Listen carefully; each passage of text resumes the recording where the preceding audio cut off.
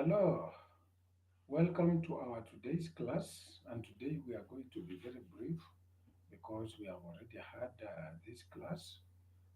And I only want to talk about one more phase, and this is the phase of heterodoxy. The phase of heterodoxy.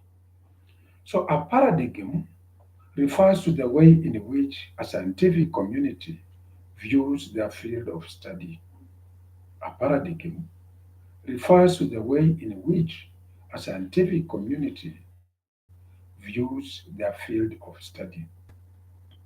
I want to repeat that a paradigm, I can see Mercy and Aisha, you have joined. Welcome. I'm saying that a paradigm refers, thank you for joining.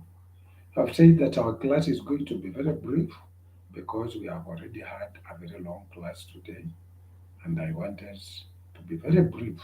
We are only going to talk about one phase, one more phase, and this is the phase of heterodoxy. The phase of heterodoxy. We are saying that a paradigm refers to the way in which a scientific community views their field of study, identifies appropriate problems of study, and specifies legitimate concepts and methods. I want to repeat that a paradigm refers to the way in which a scientific community views their way or their field of study, identifies appropriate problems for study, and specifies legitimate concepts and methods. Whereas until the end of the 1960s, there existed broad consensus as to these issues. The 1970s saw the appearance of rival paradigms. The reasons for the emergence of rival paradigms are not hard to know or to find. By the early 1970s, educationists were disillusioned with the societal effects of education and the massive educational expansion projects which had taken place worldwide since the early 1960s. For example, rather than promoting economic growth, the 1970s saw the spectre of stagnation. Instead of eradicating unemployment, the educational expansion brought the new phenomenon of schooled unemployment. Janks demonstrated on the basis of ex- existence experimental analysis in his book Inequality, a reassessment of the effects of family and schooled or schooling in America, that education was not a major determinant of societal mobility. The first line of opposition to the ideas of 1960 was the conflict paradigm.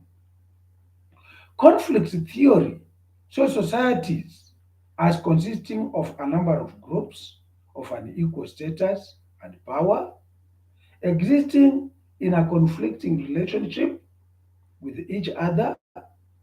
Education is an instrument in the hands of the dominant group whereby they enshrine their position and keep the powerless subdued.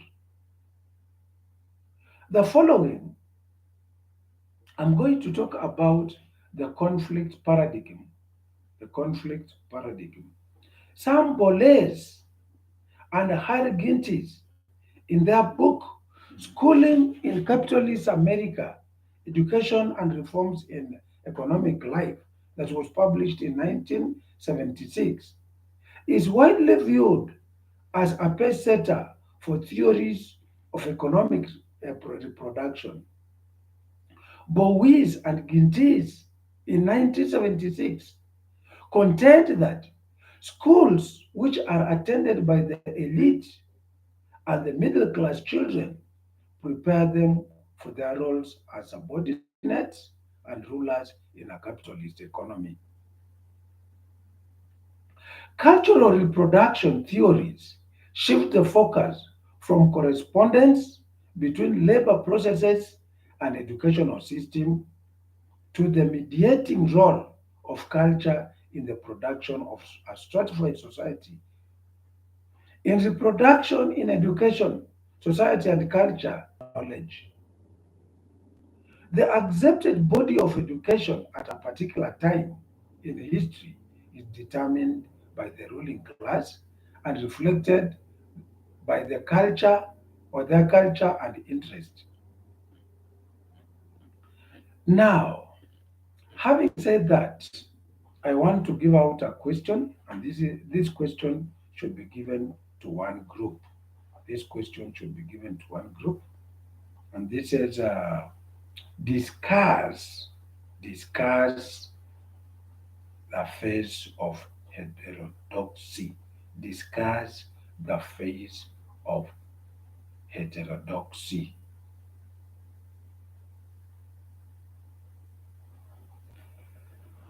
Now, I can see that Aisha is in. Aisha, you will give that question to one group or the first group that will come to you. Make sure that you give them that question. Discuss the phase of heterodoxy. So, Rachel Chelagat, thank you for joining the class. Joan Cherono, thank you for joining the class. Benson Ngetich, Mutai, Dominic Kipto, Hosea Kiplangat, Jessica Bitutu, Rotich, Ronald, Albert Ngetich, Purity, all of you, thank you for joining the class. Um, we have Gesare, Philip, uh, Lakakenyi, Alvin Koech, Ambrose Masika, Jacqueline Jemtai, Maureen Machoge. We have Hilary Kosgei, Aisha Salim, and Mercy Kidanje. All of you, I've captured you. Thank you. Now, our class was as short as that. I don't want to tire you. We have just looked at one phase, and that is the phase of orthodoxy. Have a good evening. Bye.